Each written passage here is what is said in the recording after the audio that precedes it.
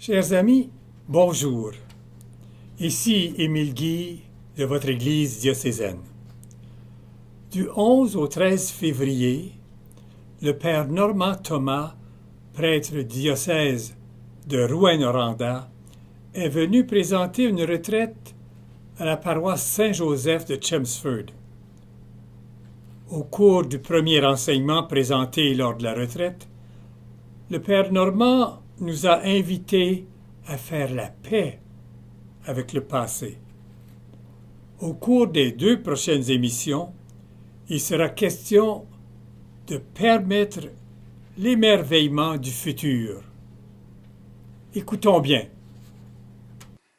La première conférence, hier, lundi, servait à nous sensibiliser à ne plus vivre dans le passé et nous libérer de ce qui peut nous surprendre, comme l'animal sauvage dans la forêt qui surgit sans avertir et qui nous déstabilise. Vivre le moment présent est alors difficile. Pour développer une relation personnelle avec Jésus, il est important de nous connaître personnellement. De cette manière, nous serons davantage mieux outillés pour évangéliser. Le futur dont il est question ce soir nous propose de ne pas regarder trop loin en avant, tout en prenant soin de bien préparer le futur. Le futur n'est pas atteignable, de la même manière que nous ne pouvons pas nager pour attraper un poisson qui va en profondeur, ou sauter pour rejoindre l'oiseau qui s'envole et disparaît. Jésus nous propose dans Matthieu, chapitre 6, « Ne vous faites donc pas tant de soucis, ne dites pas qu'allons-nous manger ou bien qu'allons-nous boire, ou encore avec quoi nous habiller. Tout cela, les païens le recherchent. » Jésus a à cœur de nous dire de ne pas nous soucier de ce que nous allons manger ou boire. Il se sert de l'image de 2 réalités essentielles pour notre survie, pour attirer notre attention sur ce point. Et en même temps, il veut que nous embrassions une réalité plus importante, plus grande. Il ajoute, « Votre Père céleste sait que vous en avez besoin. » Jésus nous invite à nous soucier de rien, ni de la nourriture, ni de la boisson, ni du linge, ni d'autres choses. Car nous soucier de quoi que ce soit, ce n'est pas mettre notre confiance en Dieu. Pourtant, nous devons tout de même penser à nous nourrir et à nous abreuver. Oui, nous nous occupons de l'essentiel, mais sans en faire un souci au point qu'il n'y a plus que cette fixation qui meuble notre pensée. Nous soucier, c'est aussi ne pas penser aux autres. Pendant que nous amassons des biens dans nos armoires, les personnes n'ont pas idée de ce qu'est le bien-être. Nous pouvons entendre Jésus nous dire, comme à Marthe, « Marthe, Marthe, tu te donnes du souci et tu t'agites pour bien des choses, et de choses vraiment inutiles. » Marthe court partout pendant que Marie est aux pieds de Jésus. La seule erreur que Marthe fait, au fond, c'est qu'elle est plus préoccupée par sa sœur que pour Jésus. L'attention de Marthe n'est pas sur Jésus puisqu'elle pense au futur, à comment elle va réussir tout ce qu'elle a entreprise de faire. L'attitude de Marie d'être près de Jésus, c'est ça l'attitude à avoir. Quoi que nous fassions, quoi que nous disions, que ce soit avec Jésus. Alors, Marie est dans une attitude de recevoir Jésus. Le but pour Marthe ou toutes les personnes qui travaillent ou qui sont occupées, c'est de porter Jésus avec nous.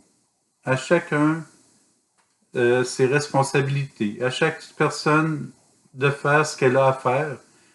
Mais là où Marthe a manqué un peu, c'est qu'elle pensait plus à sa sœur et au travail qu'à Jésus.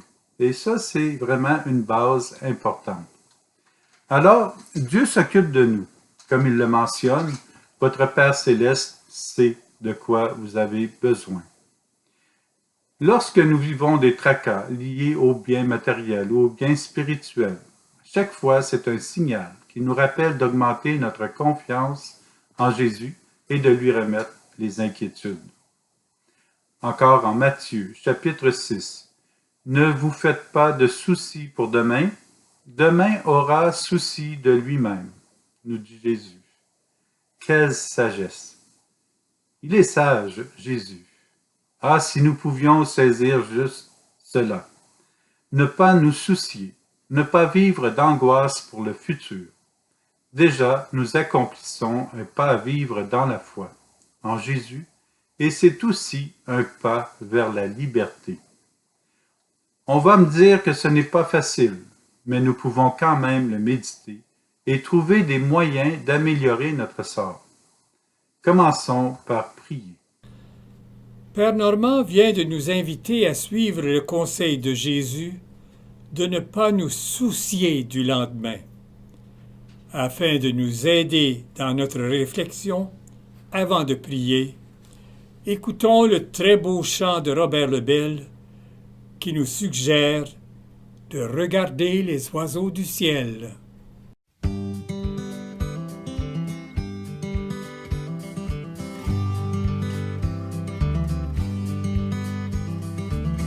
Regardez les oiseaux du ciel, ils ne sèment ni ne moissonnent, et pourtant mon Père leur donne aussi bien le grain que le miel. Cherchez d'abord le royaume et la justice de Dieu. Cherchez d'abord le royaume, le reste vous sera donné. Et regardez les fleurs des champs, qui ne travaillent ni ne filent, pourtant mon Père les habille de ses plus riches vêtements. Cherchez d'abord le royaume et la justice de Dieu. Cherchez d'abord le royaume, le reste vous sera donné. Pourquoi surcharger vos greniers de trésors vides et futiles, en espérant qu'ils soient utiles, alors qu'ils vont bientôt rouiller? Cherchez d'abord le royaume et la justice de Dieu. Cherchez d'abord le royaume, le reste vous sera donné. Pourquoi craignez-vous pour demain, quand demain prend soin de lui-même? À chaque jour suffit sa peine, et Dieu vous porte dans sa main. Cherchez d'abord le royaume et la justice de Dieu. Cherchez d'abord le royaume, le reste vous sera donné. Cherchez d'abord le royaume et la justice de Dieu. Cherchez d'abord le royaume, le reste vous sera donné.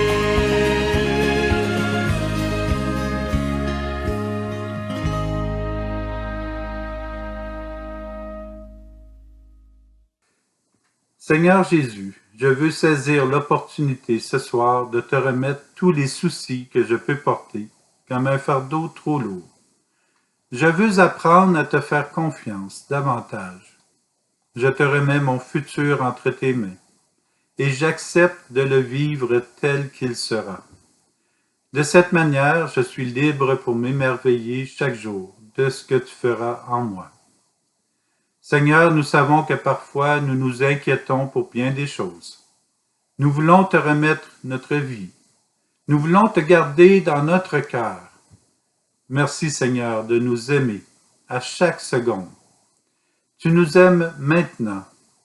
Je me laisse aimer de toi, Jésus. Viens, Esprit Saint, en nos cœurs, et envoie du haut du ciel un rayon de ta lumière. Viens en nous, Père des pauvres. Viens, dispensateur des dons. Viens, lumière de nos cœurs. Consolateur souverain, hôte très doux de nos âmes, adoucissante fraîcheur.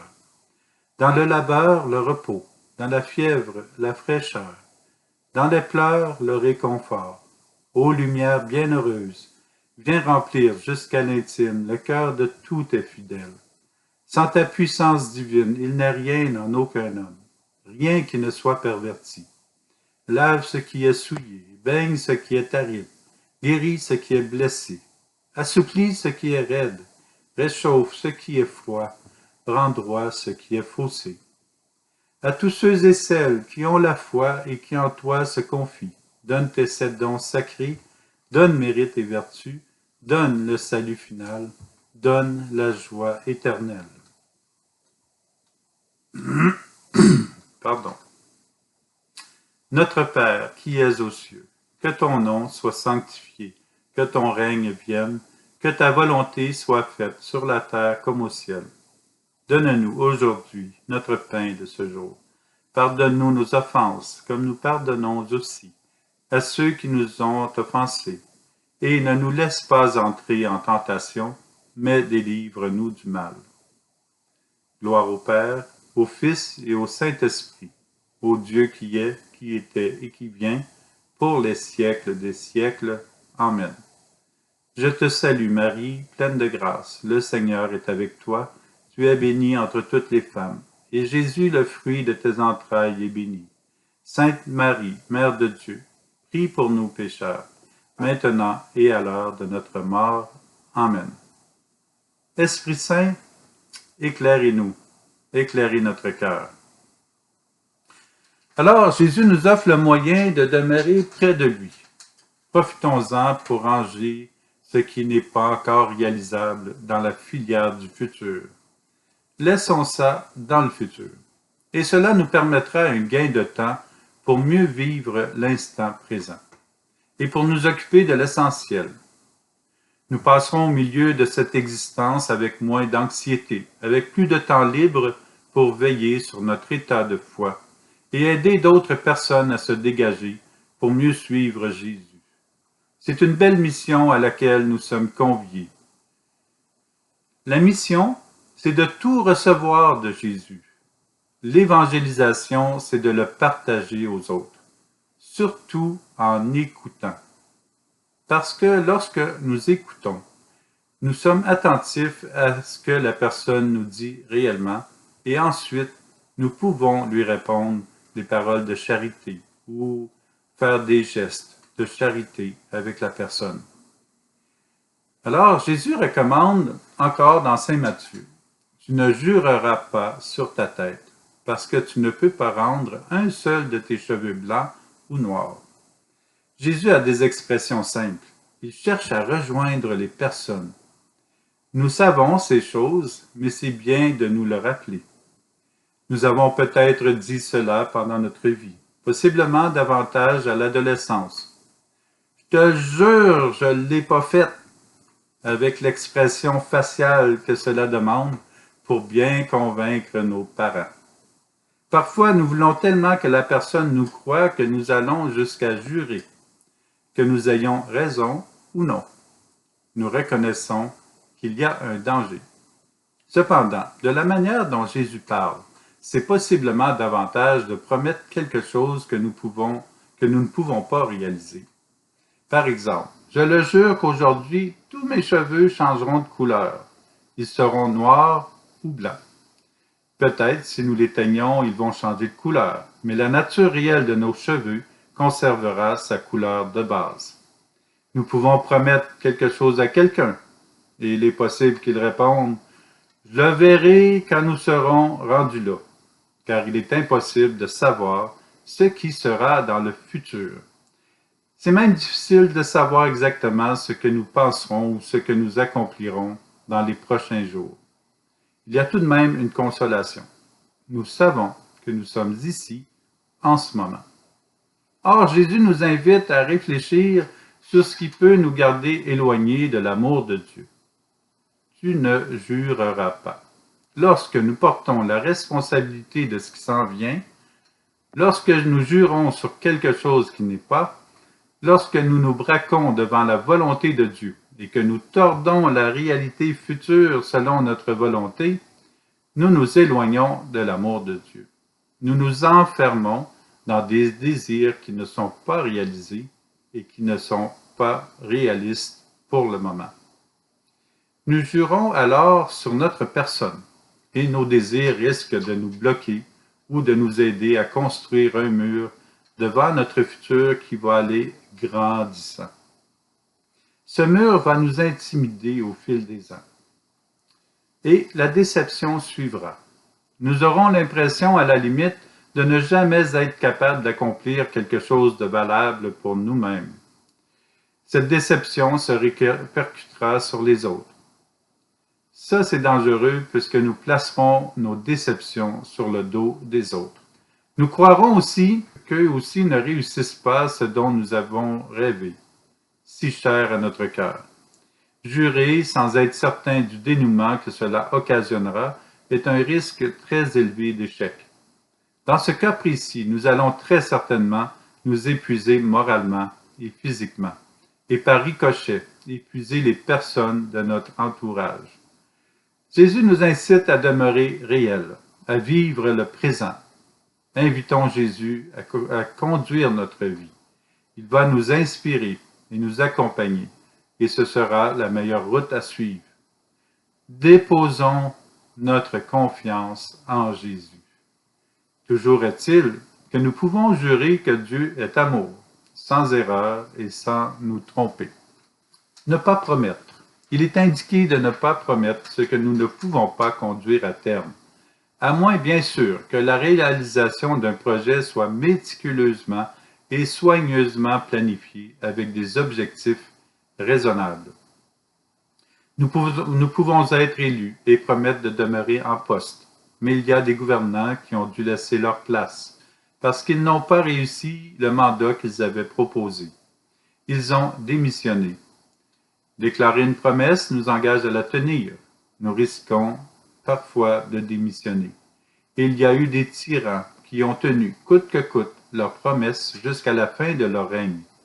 Il y a de ces personnages dans la Bible. Il y en a encore aujourd'hui. Et nous les appelons des dictateurs. Lisons dans Daniel au chapitre 3. Le crieur public proclame avec force: vous, peuple, nations et gens de toute langue, on vous l'ordonne. Quand vous entendrez le son du cor, de la flûte, de la cithare, de la harpe, de la lyre, de la cornemuse, de tous les instruments, vous vous prosternerez et vous adorerez la statue d'or que le roi Nabuchodonosor a érigée. Celui qui ne se prosternera pas et n'adorera pas sera jeté immédiatement au milieu d'une fournaise de feu ardent.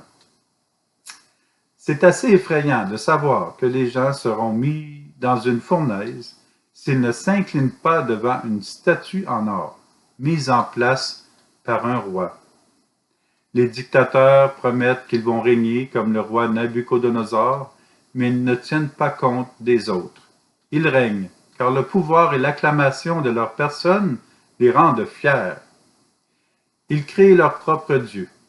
Leur peuple sera soumis et il devra se prosterner et adorer. Dans ce cas-ci, une statue en or. Nabuchodonosor se croit au-dessus de Dieu et au-dessus des humains. Et pour réussir, il est prêt à n'importe quelle bassesse et trahison au point de détruire les personnes sur son chemin. Il n'est pas nécessaire de décrire les actions et paroles des dictateurs dans notre monde. Nous en avons déjà une bonne idée. Cette statue à adorer est pour adorer une personne, tandis qu'une statue dans l'Église, c'est pour nous aider à adorer Dieu.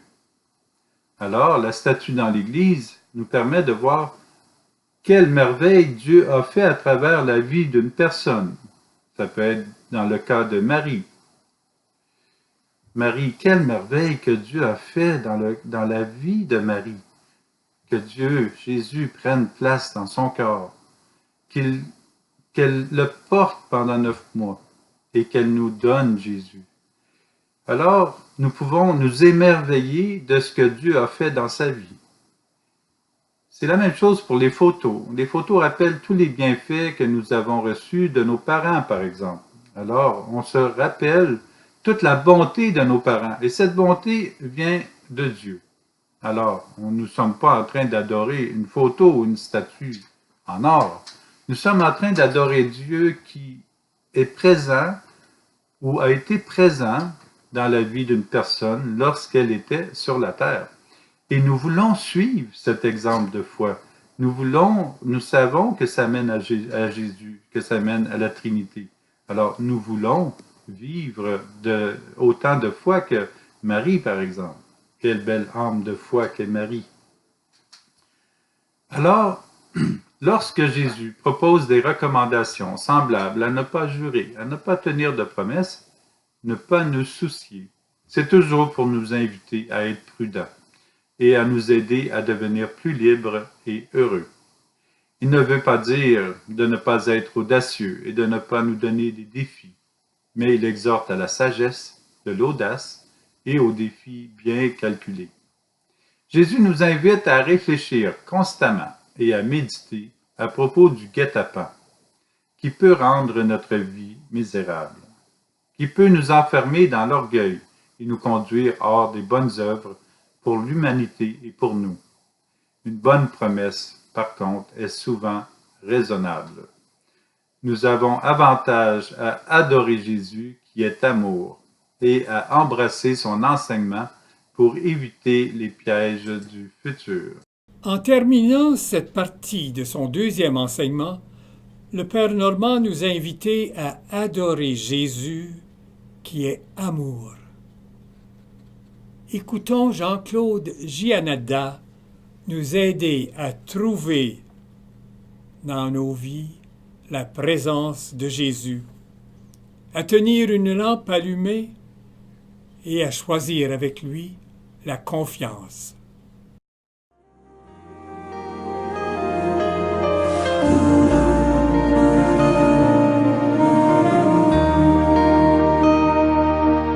Trouver dans ma vie ta présence, tenir une lampe allumée, choisir avec toi la confiance,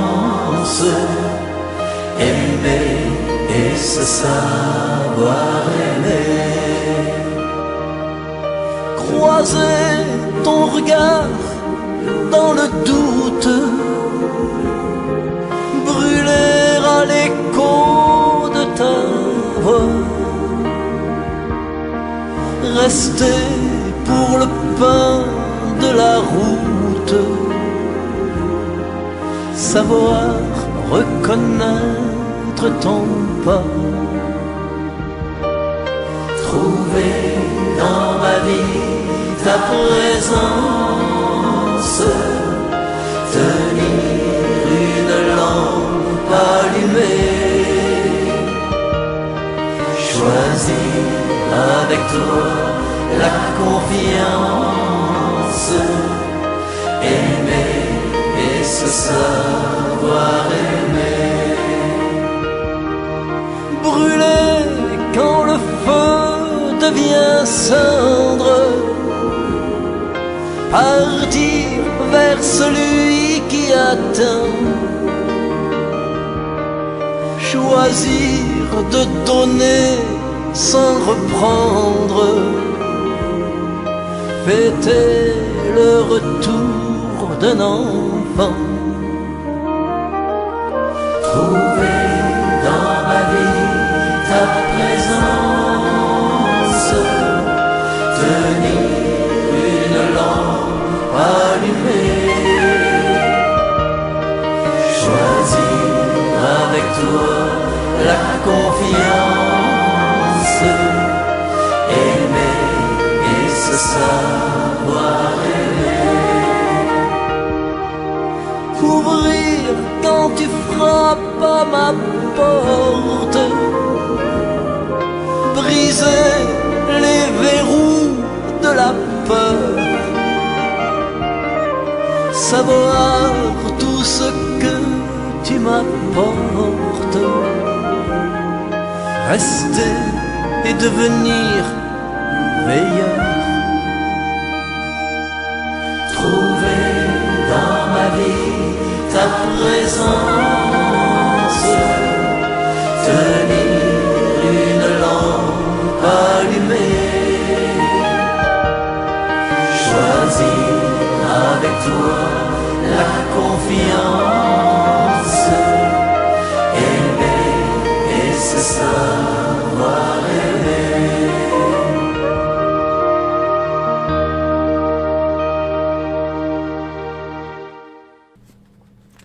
Merci, Père Normand, de nous avoir rappelé la sagesse de Jésus qui nous a enseigné que Dieu s'occupe de nous. Chers amis, merci d'avoir été des nôtres et revenez-nous pour la suite de cet enseignement qui nous aidera à laisser aller ce qui nous retient et à faire le tri entre l'utile et l'inutile de ce que nous avons vécu jusqu'ici. Au revoir, à une prochaine.